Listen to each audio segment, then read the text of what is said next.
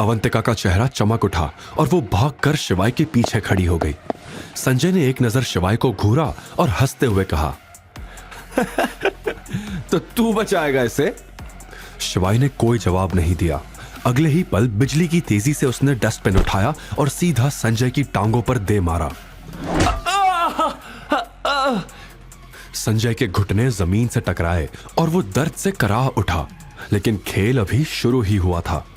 शिवाय ने उसके कॉलर को पकड़कर घसीटा और इतनी जोर से मुक्का मारा कि संजय सीधा टेबल से टकराया और वॉश बेसिन के नीचे घुस गया।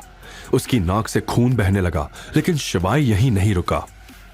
तेरी यही सजा है दरिंदे। शिवाय की आंखों में अब भी गुस्सा था। शिवाय ने अपने हाथ झटके जैसे उसने कोई धूल झाड़ी हो और संजय के ऊपर झुकते हुए फुसफुसाया, अगर दोबारा किसी लड़की को तंग किया तो अगली बार तुझे सीधा कफन में लपेटूंगा। संजय दर्द और शर्म से छटपटाया जा रहा था। वो अभी कुछ कहने ही वाला था कि शिवाय ने उसका कॉलर पकड़कर उसे एक आखिरी मुक्का जड़ दिया। शिवाय ने अवंतिका की तरफ देखा। अब डरने की जरूरत नहीं है, मैं हूं ना। अवंतिका की आंखों में आंसू थे, लेकिन ये आंसू डर के नहीं, सुकून के थे। तभी संजय ने आवाज लगाते हुए कहा, तुम सब क्या तमाशा देख रहे हो? पुलिस को बुलाओ। देख नहीं रहे ये मुझे कैसे मार रहा है? तभी अवंतिका ने भी शिवाय का सपोर्ट करते हुए कहा, यह आदमी बिल्कुल झूठ बोल रहा है। इसने मेरे साथ बदतमीजी की, इसीलिए मेरा दोस्त इससे सबक सिखा रहा है। इस स्थिति को देखकर पीछे खड़ी नंदिनी, जो इस रेस्टोरेंट में अपने कुछ खास दोस्तों से मिलकर उन्हें बर्थडे पार्टी में इनवाइट करने आई थी, अपने दोस्तों के साथ दौड़ी दौड़ी आगे आई और शिवाय के इस भयंकर रूप को घूरती रही। लेकिन संजय की हालत देखकर वो शॉक्ड रह गई। शिवाय और अवंतिका को वहां साथ खड़े देख उसके गुस्से का पारा चढ़ गया और उसने तुरंत शिवाय को डांटा, तुम समझते क्या हो अपने आप को? कहीं के बहुत बड़े गुंडे हो, राह चलते किसी को भी मारने लगोगे। नंदिनी ने अपने स्कूल फ्रेंड संजय को उठने में मदद की। इस आदमी ने मुझ पे हाथ उठाने की हिम्मत की, अब ये यहां से बच के वापस नहीं जा पाएगा, संजय ने दर्द भरी आवाज में कहा। लेकिन शिवाय ने उसकी तरफ घूर कर देखा और एक धमकी भरी आवाज में कहा, अगर अपनी जिंदगी से प्यार करता है तो आइंदा अवंतिका के आसपास भी मत दिखना, वरना अगली बार मैं तेरे घमंड के साथ तेरी हड्डियां भी तोड़ दूंगा। संजय की आंखों में डर साफ दिखने लगा। अब वो समझ चुका था कि आज के बाद अवंतिका उसकी जिंदगी से हमेशा के लिए दूर जा चुकी थी। तुरंत शिवाय अवंतिका के पास गया और उसने पूछा, तुम ठीक हो? अवंतिका ने भी मासूमियत के साथ सिर हिलाकर हां कर दिया।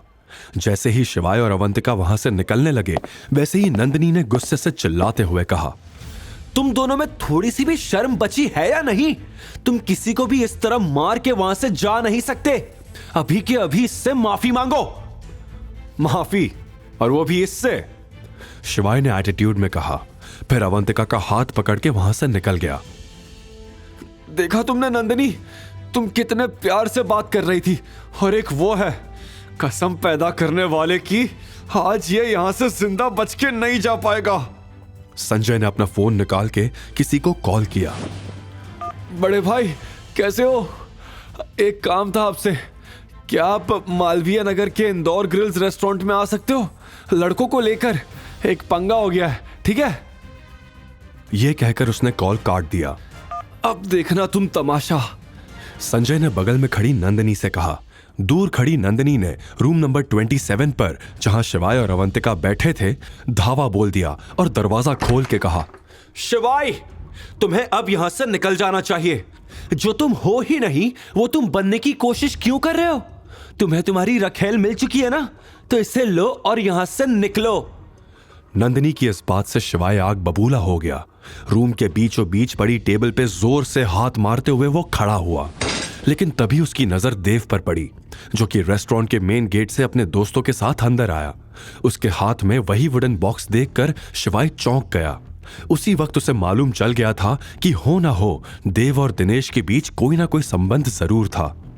फिर देव की नजर भी शिवाय पे पड़ी और वो सीधे अपने दोस्तों के साथ शिवाय के प्राइवेट रूम की ओर आया। देव की नजरों में शिवाय के लिए खुन्नस भरी हुई थी। तो मिस्टर शिवाय यहां भी मौजूद हैं?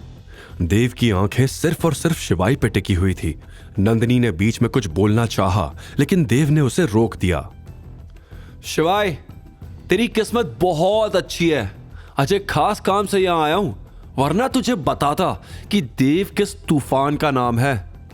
देव की यह बात सुनकर शिवाय मुस्कुराया, क्योंकि वो जिस खास काम की बात कर रहा था वो शिवाय का ही काम था। लेकिन शिवाय को हंसता देख देव का खून खौल गया। फिर क्या था, देव ने अपनी जेब से फोन निकाल के किसी को कॉल किया। हेलो, मैं तुम्हें लोकेशन भेज रहा हूं, जल्द से जल्द यहां आ जाओ। फिर देव ने कॉल काट कर कहा, शिवाय, आज तेरा खेल खत्म। जिन्हें मैंने बुलाया है वो एकदम जंगली लोग हैं, तुझे आज वो कच्चा चबा जाएंगे। यह कहकर देव जोर जोर से हंसने लगा। आगे की कहानी जानने के लिए देखिए अगला एपिसोड सिर्फ पॉकेट FM के YouTube चैनल पर। और शिवाय एक विनाशक के सारे एपिसोड्स को सुनने के लिए डिस्क्रिप्शन में दी लिंक से डाउनलोड करें पॉकेट FM ऐप।